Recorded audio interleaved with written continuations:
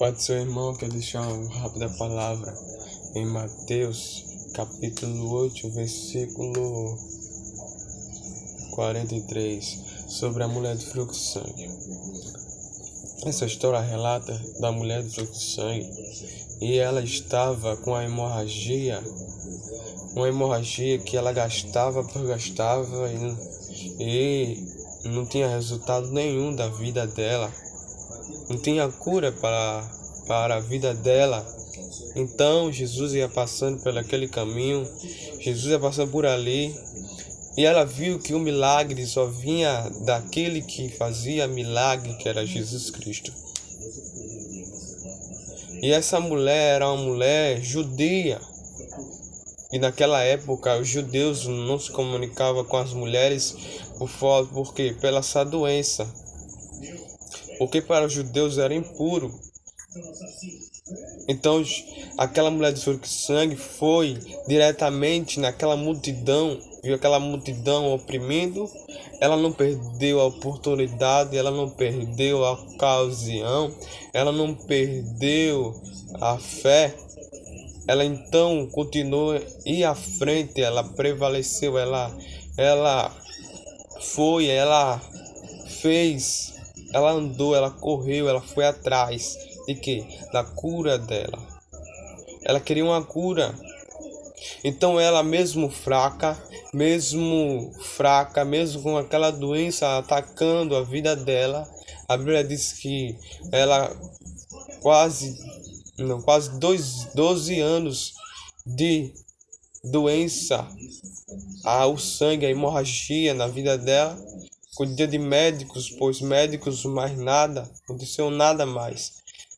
Ela gastou a fortuna dela toda com os médicos, a medicina, e a medicina não deu jeito, e a medicina não tem mais jeito para ela, mas ela não perdeu a ocasião, a oportunidade de ser curada.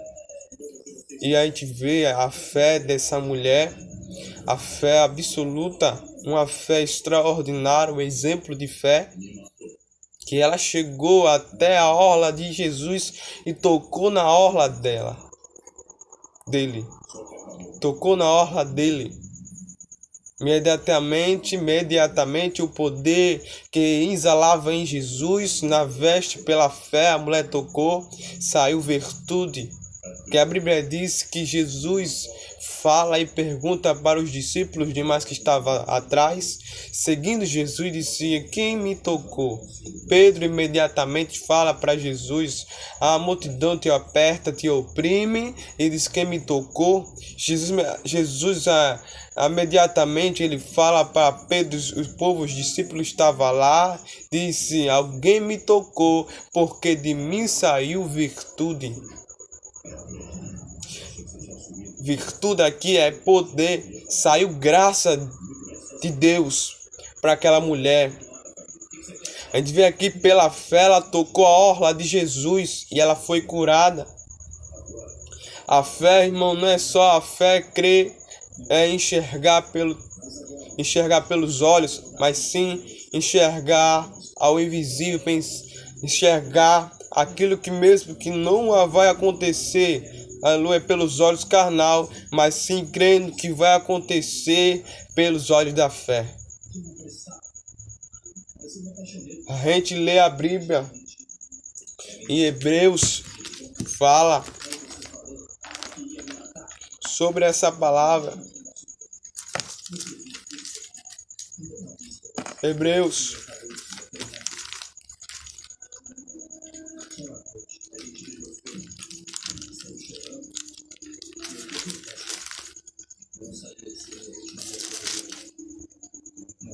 Hebreus 11, capítulo 11, versículo 1. Ora, a fé é o firme fundamento das coisas que não esperam, as provas das coisas que se não veem.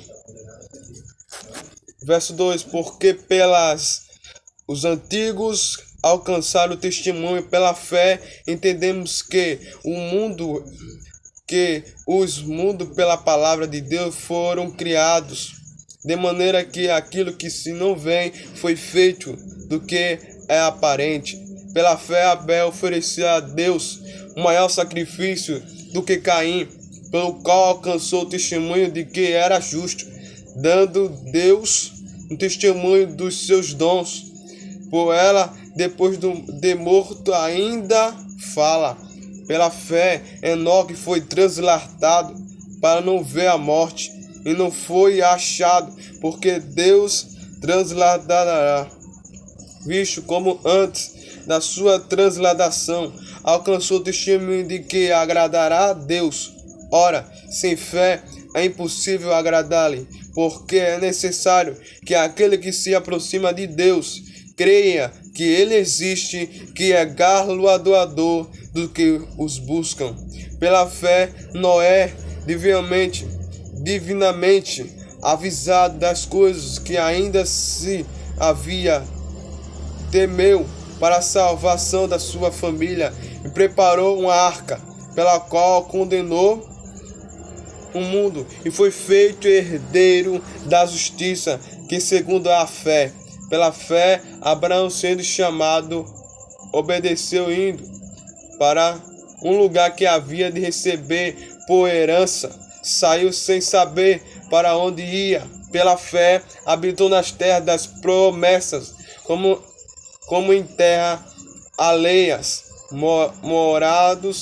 morando em cabanas com Isaque e Jacó, herdeiros com ele da mesma promessa, porque esperava a cidade que tem fundamentos, tal qual artifício construidor a Deus. Pela fé também mesmo a Sara recebe a virtude de conceber e deu à luz já fora da idade, porquanto teve por fiel aquele que lhe tinha prometido. Que prometeu a promessa para Sara foi a Deus. Deus disse que ela ia ter filho. Deus prometeu uma promessa. Deus prometeu uma promessa para Sara. Deus prometeu uma promessa para Abraão, que da descendência dele ia bloquear muitas nações. Ia sair muitas sementes de Abraão. Mas Abraão questionou para Deus e falou: Ismael será a minha descendência. Só que não, Deus disse: Ismael não será a descendência, mas vai sair muito o príncipe de lá de Ismael, mas a sua descendência será Isaque. A descendência virá do filho legítimo, que era Sara. Deus promete a promessa a Sara, no capítulo 18, fala lá na tenda. Jesus promete que Sara ia ter um filho. Imediatamente Sara ri lá dentro da tenda. E Sara questiona, sendo velho, e ri. E Deus pergunta para Abraão por que Sara riu. E mandou chamar Sara, e Sara veio. E Sara disse: eu não ri. Mas Deus disse: eu vi tu rindo. Porém, o nome dele será significado sorriso. Isaque, filho da promessa. Deus prometeu a promessa a Sara e Abraão. Abraão já tinha mais de 100 anos. Sara tinha mais de 90 anos. Vivia uma vida em Deus. Vivia uma vida em comunhão. Vida com Deus. Abraão viveu com Deus, fazendo as vontades de Cristo, fazendo a vontade do Pai, porque Deus mandou ele sair da tenda. Abraão, sai da tua tenda. Abraão, sai da tua tenda, da tua parentela, de uma terra que eu te mostrarei. Era fé. Pela fé, Abraão saiu da tenda. Nós vemos essa palavra. Pela fé, Abraão saiu da tenda. Porque uma palavra lá em cima do alto, imediatamente dizer para você: sai da tua tenda. Qual é a pessoa que quer sair da sua parentela, da sua casa, para ir um caminho estranho, que não sabia a direção? Por isso que Abraão é o significado, o pai da fé. Porque pela fé ele saiu de casa para que vivesse o extraordinário de Deus, para que vivesse a grandiosa e prantosa extraordinária de Deus, para que vivesse o extraordinário, para que vivesse as maravilhas, para que vivesse as coisas belíssimas de Cristo, para que vivesse as coisas poderosas do Pai. Então Abraão saiu da parentela porque Deus tinha uma promessa com Abraão. Deus tinha algo diferente com Abraão. Deus deu uma promessa, Deus multiplicou o que ele tinha. O que ele não tinha, Deus deu em dobro na vida de Abraão. E por vimos essa palavra sobre a mulher do fluxo de sangue. Ela não perdeu a oportunidade, ela não perdeu a ocasião. Ela seguiu em frente, ela prevaleceu. Ela prevaleceu, ela foi em frente e ela não desistiu. Do quê? Da cura que ela queria. Da cura que ela queria ter na vida dela. A cura carnal. Também ela foi salva ali naquele momento. Espiritualmente ela foi salva. Porque a fé dela salvou ela. Imediatamente Deus, a tua fé te curou. A tua fé te salvou. Ela não perdeu a oportunidade. A atitude de fé na vida dela foi tão grande que ela tocou na orla de Jesus. Ela foi curada. Pela fé, irmão. Se você crê, a cura vem. Os milagres vêm na tua vida. Se você crê pela fé, o milagre de Deus vem na tua vida. Os milagres te alcançam, as bênçãos de Deus te alcançam.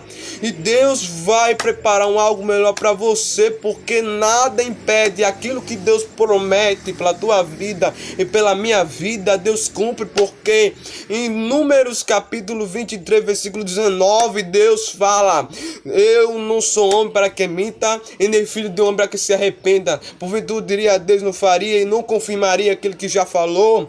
Em Jeremias capítulo 1, versículo 11 fala: o que tu vês, Jeremias? Eu vejo uma vara de amendoeira. Ele vê uma vara de amendoeira. Imediatamente Jesus fala para Jeremias: Jeremias, viste bem, porque eu velo a minha palavra para cumprir. Deus vela a palavra dele para cumprir. Quando ele prometeu a promessa para Abraão, ele prometeu, ele cumpriu e deu a filha Isaac. Quando ele prometeu que Deus queria Noé entrar na arca, mas seus filhos ele protegeu e prometeu para ele que ia sair salvo.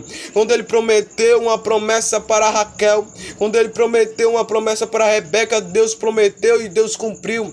Todas as promessas que Deus fala na Bíblia, todas as promessas que Deus conclui, que fala na vida de povos de extraordinária vida com Deus, ele cumpriu, porque ele não é homem para que minta, nem filho de homem para que se arrependa. Não é homem para que minta, nem filho do homem para que se arrependa. Ele não se arrepende daquilo que ele faz, porque a obra dele é extraordinária, a obra dele é perfeita, a obra dele é inabalável, não abala, não cai, porque a Bíblia diz: passarão os céus e terra, mas a minha palavra não há de passar.